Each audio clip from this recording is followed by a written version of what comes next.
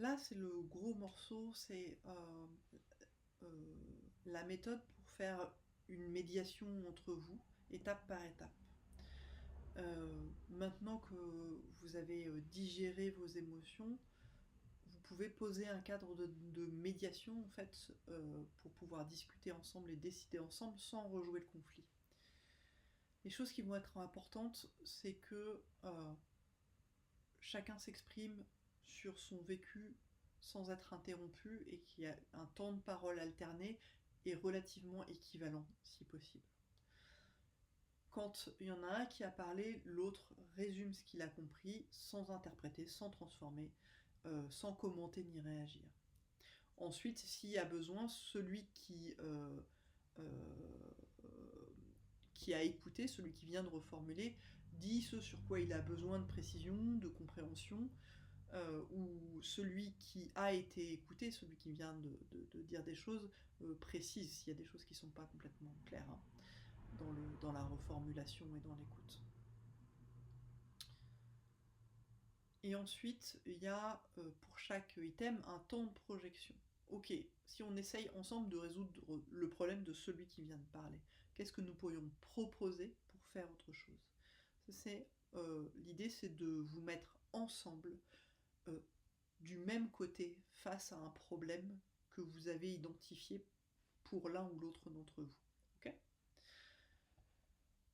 d'un point de vue très pragmatique, euh, prévoyez plusieurs rendez-vous ensemble qui vont durer entre 45 minutes et 1 heure pour ne pas laisser la tension monter inutilement. En moyenne, il faut entre 5 à 8 rendez-vous pour pouvoir traiter tous les sujets qui vont être importants pour vous et prendre des décisions et impulser des changements. Donc pour préparer ces réunions, vous allez faire chacun de votre côté la liste des sujets que vous voulez aborder à un moment ou à un autre et les mettre en commun. En général, ces sujets, c'est des vieux dossiers, des gros dossiers, des trucs sur lesquels vous voulez à un moment une réponse. Si vous, c'est le moment où vous allez vouloir sortir de ce paradoxe qui est, là on est dans une situation où continuer ensemble n'est pas possible de cette façon, et donc il faut changer quelque chose si nous restons ensemble, mais si nous nous quittons, nous avons besoin d'avoir dit tout pour être sûr d'avoir pris la bonne décision. Donc c'est vraiment la liste de ces sujets-là, des sujets que vous avez besoin absolument de poser sur la table pour être sûr de votre décision à la fin de vos échanges, qu'il faut mettre dans cette liste.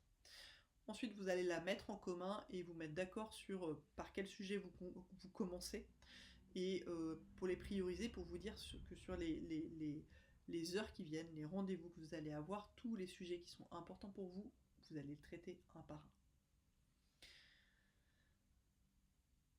À l'intérieur de chacun des rendez-vous, vous allez choisir un sujet et un seul sujet. Si vous avez fini sur un sujet au bout de 20 minutes, ne passez pas à autre chose, finissez votre rendez-vous et revenez sur un deuxième sujet une autre fois. Donc choisissez un sujet et si besoin, découpez-le en anecdotes qui vont illustrer comment le problème dont vous voulez parler apparaît entre vous. Et pour une réunion, restez sur une seule anecdote.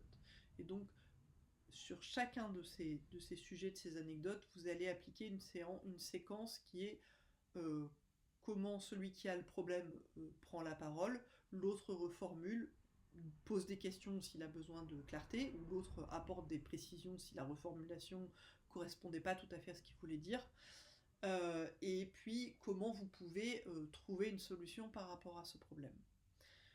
Donc vous allez trouver dans l'atelier la suite des questions qui vont vous permettre de dérouler